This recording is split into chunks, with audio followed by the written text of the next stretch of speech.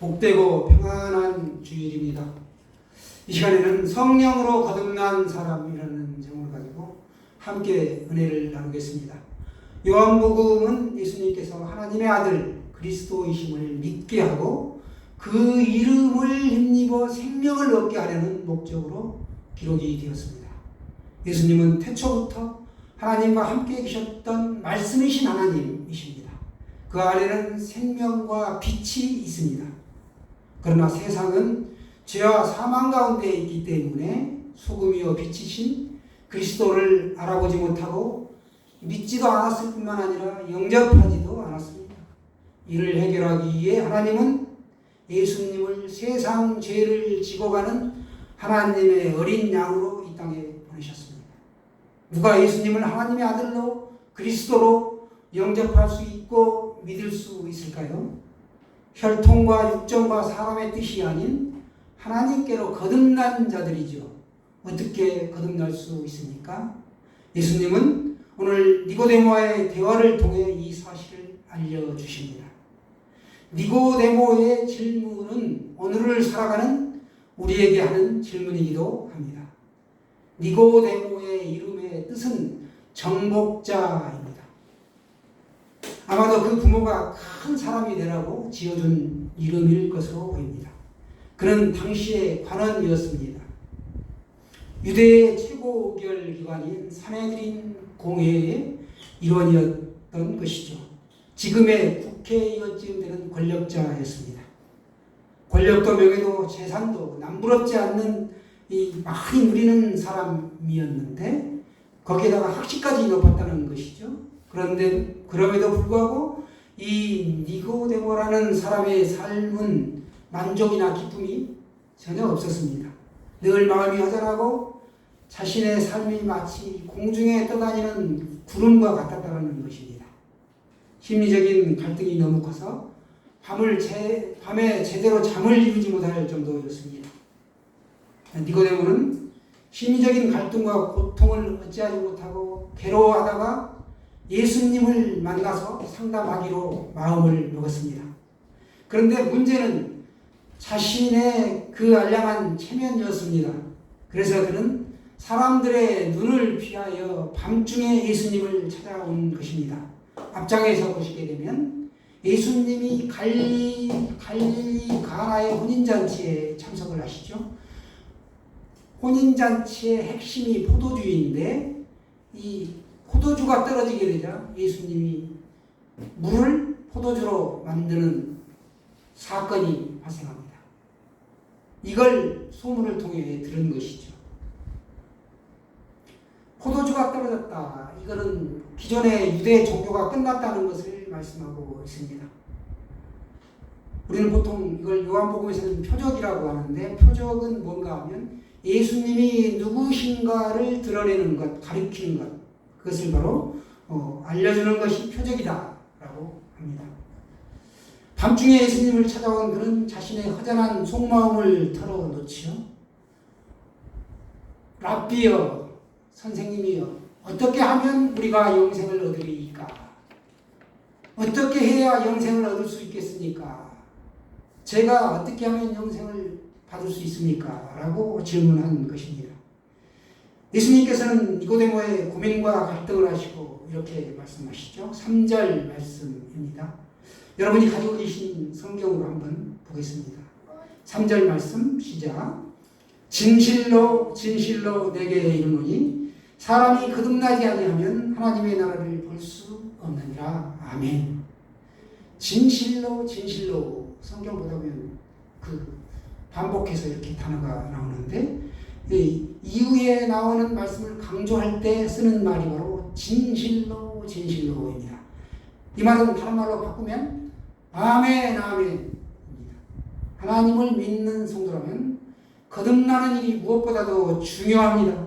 거듭남이란 과거의 삶에서 새로운 삶이 시작되는 것을 의미합니다. 새 사람이 된다는 것은 자기 자신으로부터 나와서 그리스도에게로 다시 들어가는 것을 말합니다. 거듭난다는 것, 이 중생을 말하죠. 한자로는 거듭중 날생, 중생이라고 말합니다. 중생이란 사람의 몸이 모태에서 어머니 뱃속에서 세상으로 낳는 것처럼 우리의 영이 하나님의 자녀로 다시 한번 낳는 것을 우리가 거듭난다, 중생이다라고 말하는 것입니다. 이 중생은 우리로 하여금 하나님의 나라로 들어가게 하며 마음의 변화를 체험하게 하는 하나님의 행위라는 것입니다.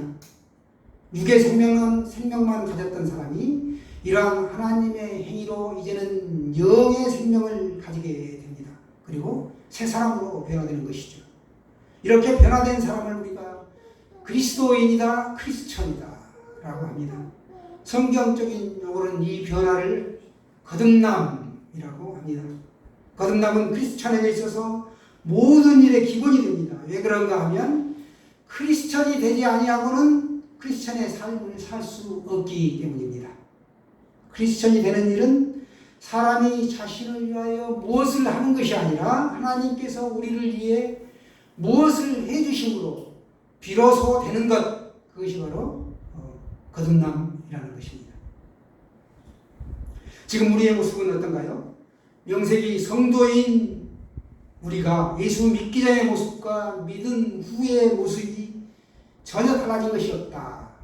그러면 분명히 문제가 있다라고 누차 말씀을 드렸습니다. 요한 웨슬리는 영국 성공회 목사의 아들로 태어나 그가 목사가 되었습니다. 그런데 목사가 된 이후에도 그는 거듭나지를 못했습니다. 배를 타고 가다가 풍랑을 만나 무척 두려워 떨다가 옆에 있던 모라비안 교인 한 사람이 전혀 두려움 없이 평안한 얼굴로 하나님께 기도하고 있는 모습을 보게 됩니다. 웨슬리가 그에게 묻죠. 당신은 두렵지 않소? 그러자 그가 대답하기를 나는 천지를 지으신 하나님을 믿기에 전혀 두려워하지 않습니다. 그러면서 웨슬리의 두 눈을 빤히 쳐다보며 당신은 예수 그리스도를 아십니까? 라고 하였습니다. 이 한마디는 웨슬리의 연약한 믿음을 비수처럼 찔렀습니다. 그 말에 큰 충격을 받은 것이죠. 웨슬리는 험한 바다 가운데 풍랑의 위기에서 회개가 시작되었고 뜨거운 눈물을 흘리며 회개의 기도를 하고 있는 동안에 마침내 구조선이 도착하여 육신의 생명을 구원받으면 물론이요 영혼도 함께 구원을 받았습니다. 이후에 영국에 돌아온 그는 만나는 사람마다 당신은 예수 그리스도를 아십니까? 라고 물었습니다. 이 시간에 저도 여러분에게 묻습니다. 당신은 예수 그리스도를 아십니까? 당신은 예수 그리스도입니다. 예, 이 질문에 모든 분이 예 할 수 있어야 합니다. 거듭난다는 것은 먼저 자신이 하나님 앞에 죄인임을 깨닫는 것입니다. 그리고 예수님이 자신의 죄를 대신 지시고 십자가에서 죽으셨다, 돌아가셨다는 사실을 믿는 것입니다. 더 나아가 자신을 구원하신 하나님의 사랑을 알고 그 사랑에 보답하는 헌신적인 삶을 사는 것이죠. 믿는 자의 삶이란 주님의 사랑에 보답하고 그 사랑의 대상인 하나님과 주님 그리고 주님의 몸된 교회와 내 이웃을 사랑하는 것입니다. 하나님을 사랑하고 교회를 사랑하고 이웃을 사랑한다라는 것이죠. 그러한 헌신하는 실천함이 없는 사람은 거듭난 사람이 아니다라고 해도 과언이 아닙니다. 우리가 세상에 살면서 거짓말 안 하고 세금 딱딱 제대로 내고 도둑질도 안 하고 이렇게 살았다고 해서 거듭난 사람이다라고 말하지 않습니다. 진정으로 거듭난 사람은 하나님과 이웃을 위해 새롭게 무언가가 달라진 사람, 그 사람을 우리는 거듭난 사람이다라고 합니다. 물론 그런 선한 행위는 중요합니다만 그거가 다가 아니라는 것이죠. 예수 믿지 않는 사람들 중에서도 착하고 선하게 양심적으로 사는 사람들이 세상에는 참 많습니다. 그러니까 예수 믿는 사람과 비교가 되는 거예요. 이런 사람들과. 그래서 사람들은 선행을 통하여 사람을 구별하려고 하죠. 예수 그리스도가 누구인지를 모르기 때문에 그런 것입니다. 거룩하게 변화된 사람이 진정으로 예수 그리스도 안에서 중생한 사람이고 거듭난 사람이라는 사실입니다. 예수님은 지금까지 유대의 지도자로 살아왔던 니고데모의 삶을 인정하지 않았습니다. 내가 아무리 나에게 호감을 표시해도 너는 거듭나지 아니하면 하나님의 나라와 구원과는 아무 상관이 없다 라고 말씀하십니다. 예수님은 오늘 니고데모에게 사람이 거듭나야 하나님의 나라를 볼 수 있다 라고 말씀하셨습니다. 여기서 예수님은 신적인 권위를 가지고 너가 거듭나야 하나님의 나라를 볼 수 있다라고 강하게 말씀하시지 않으시고 부드럽게 사람이 거듭나지 아니하면 하나님의 나라를 볼 수 없느니라. 딱 찍어서 말하지 않고 사람이 하고 이렇게 부드럽게 표현하고 계십니다. 아기는 우리가 오늘 참 어린 소울이가 왔는데 아기는 세상에 태어나기 전에 이미 뱃속에서 눈을 지니고 있지만 보지를 못합니다. 귀도 있지만 듣지를 못하지요. 태어나면서 비로소 아기는 빛을 보기 시작하고 귀가 열려서 듣게 됩니다. 또한 다른 모든 감각기관도 저마다 대상을 알아보게 되는 것입니다. 마찬가지로 사람이 그냥 보통 상태에 머물러 있는 동안, 즉 하나님의 사람으로 다시 태어나기 전에는 영적인 면에서 눈이 있지만 보지 못하고 귀가 있지만 듣지 못한다는 것입니다. 다른 모든 영적인 기관들도 제 힘을 발휘하지 못하여 그것들이 아주 없는 것과 똑같은 상태에 있다. 거듭나지 못하는 사람의 상태가 이와 같다는 것입니다. 그러나 하나님의 사람으로 다시 태어나면 그 순간 모든 것이 바뀝니다. 마음의 눈이 열립니다. 그리고 하나님의 빛나는 영광을 보게 됩니다. 그 사람은 이제 귀가 열려서 안심하여라, 내 죄가 용서받았다 라는 세미한 음성을 듣게 되는 것이죠. You must be born again. 너는 다시 거듭나야 한다. 다시 태어나야만 한다라는 것입니다. 선택의 여지가 없는 것이죠. 인간의 이 동물적인 습성이 하나님의 속성으로 대치되는 때가 바로 영적 거듭남의 순간입니다. 니고데모가 오늘 어떻게 하면 거듭날 수 있냐고 묻습니다. 두 번째 모태에 들어갔다가 날 수 있사옵나이까. 나이가 들었는데 어떻게 다시 날 수가 있냐라는 것이죠. 예수님은 진실로 내게 이르노니 사람이 물과 성령으로 나지 아니하면 하나님의 나라에 들어갈 수 없느니라 하셨습니다. 이는 성령의 세례로 거듭나는 것을 말씀합니다. 성령의 물로 지금까지 지은 모든 죄를 깨끗이 씻어내야 합니다. 성령의 불로서 내 안에 가지고 있는 못된 습관, 이기심, 음행, 우상 숭배, 분쟁과 시기, 혈기와 술 취함과 방탕 등을 모조리 불태워 없애버리는 것, 이것을 말씀합니다. 바울이 다메섹 도상에서 예수님을 만나고 성령의 불을 받은 후에 세계 복음 선교의 주역이 되었습니다. 우리들도 회개하여 성령의 물로 모든 죄를 씻음받고 성령의 불로 모든 더러운 죄를 태워 새 사람으로 거듭나시기를 바랍니다. 6절에 보시면 예수님은 육으로 난 것은 육이요 영으로 난 것은 영이니 이렇게 말씀하십니다. 우리가 육신의 일을 버리지 아니하면 항상 육체의 사람으로 있을 것이다 라는 뜻입니다. 혈기를 버리지 못하고 우리가 정욕을 버리지 못한 상태로 있다는 것입니다. 그렇게 옛사람으로 살다가 우리가 죽을 수는 없습니다. 성령으로 거듭나 변화를 받아 새 사람이 반드시 되어야만 합니다. 새 사람이 되면 혈기, 욕심, 정욕을 버리게 되고 자존심도 버리는 온유한 사람으로 변화되게 되는 것입니다.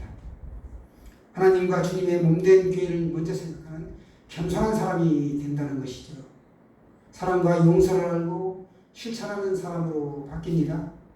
우리가 비록 작은 체구를 가지고 있다 할지라도 바다처럼 넓은 사람으로 사시기를 바랍니다. 바람이 보이지 않지만 우리가 임의로 분다는 것을 알죠. 물과 성령으로 거듭나는 생명도 보이지 않지만 임으로 역사하는 분명한 하나님의 역사라는 것입니다. 엄마 뱃속의 아기가 스스로 나오던가요? 엄마가 수고하여 낳지요. 나 스스로가 아닌 성령님이 우리를 거듭나게 하십니다. 우리가 배꼽이 있습니다. 배꼽은 탯줄이 끊어진 자리가 배꼽인데 첫사람 아담은 그래서 배꼽이 없다라고 합니다. 후손인 우리들에게는 당연히 배꼽이 있죠. 인류의 몸의 중심에는 이 배꼽이 탯줄이 끊어진 이 배꼽이 남아 있는데 이 배꼽을 헬라어로 옴파로스라고 합니다. 옴파로스 들어보셨죠? 옷 선전할 때 옴파로스가 나오는데 옴파로스는 고대의 종교적인 돌이나 유물 예배 장소를 드렸는데 유대인들은 예루살렘을 이 우주의 배꼽이라고 믿었습니다. 엊그제 수요일이 추분이었습니다. 가을을 알리는 춘분과 추분 때는 해가 정동에서 떠서 정서 방향으로 지기 때문에 그 지는 곳을 굉장히 신성시 여겼는데 그곳이 바로 어딘가 하면 예루살렘입니다. 그런데 그것보다는 더 그곳에는 그 유대인들이 신성시하는 성전이 있었기 때문에 그들은 예루살렘을 굉장히 성전 중심의 삶을 살았었죠. 유대인의 정체성이 뭔가 하면 성전 중심과 안식일 중심이었죠. 안식일은 토요일입니다. 그러나 예수님은 성전 중심에서 교회 중심으로 안식일에서 주일 중심으로 바꿔 주신 분이십니다. 하나님의 구원 역사는 새롭고 놀라운 내용이 아니라 이미 에스겔과 에레미야 같은 선지자들의 증언이 우리를 뒷받침해 주고 있습니다. 구약에서 이미 예언이 되었던 것이죠. 하나님의 작정이 땅에서 예수 그리스도로 말미암아 계속해서 지금까지 구현되고 있는 것입니다. 광야에서 원망하고 불평하던 이스라엘 백성들이 하나님의 진노 가운데 죽어갈 때 장대에 달린 놋뱀을 쳐다본 자는 살았습니다. 성령님께서 말씀을 생기의 바람으로 우리의 영혼에 불어넣으시면 허물과 죄로 죽었던 우리 영혼이 거듭나서 십자가에 높이 달리신 예수님을 하나님의 아들로 나의 주님으로 믿을 수 있는 역사가 일어납니다. 구약에서 행했던 그 놋뱀 사건은 예수 그리스도를 예표한다는 것이죠. 오늘날 교회에 교인은 많지만 성도는 적다. 이것이 바로 믿지 않는 사람들이 바라보는 시각입니다. 거듭나지 못하고 교회에 출석하는 사람은 노새 아내처럼 소금기둥이 되고 만다라는 사실입니다. 그런 사람은 교회에 들어오고자 하는 다른 사람까지도 못 들어오게 막는 역할을 하곤 합니다. 내가 너를 보니 참 교회에 나가고 싶다. 너를 보니 예수 믿고 싶다라는 우리 예수 그리스도의 성도 되시기를 원합니다. 성장은 참차로 이루어집니다. 그렇지만 이 깨달음이라는 것은 순간에 일어납니다. 우리가 절벽사의 틈을 몇 번에 나누어 뛸 수 없습니다. 단번에 훌쩍 껑충 뛰어넘어야 하는 것이죠. 주 안에서 사랑하는 여러분, 물과 성령으로 거듭나면 우리가 예전에 오토바이 타보시면 알겠지만 오토바이가 고장나면 그걸 힘들게 끌고 가야 되죠. 그런데 수리를 해가지고 다 기름을 가득 넣어서 시동이 왕 걸리면 그 다음부터는 오토바이를 타고 쏜살같이 달려나가는 것처럼 우리의 인생도 오토바이를 타고 쉥쉥 달리는 인생이 된다는 것이죠. 그것이 바로 뭐냐? 거듭나야 한다. 거듭나면 예수 그리스도를 내가 구원의 하나님으로, 구원의 주로 받아들이게 되고 내 삶이 변화되는 놀라운 역사가 일어난다는 것입니다. 물과 성령으로 거듭나서 새롭게 우리가 변화를 받아 하나님께 영광을 올려드리는 귀한 성도로 살아가시기를 간절히 축원합니다.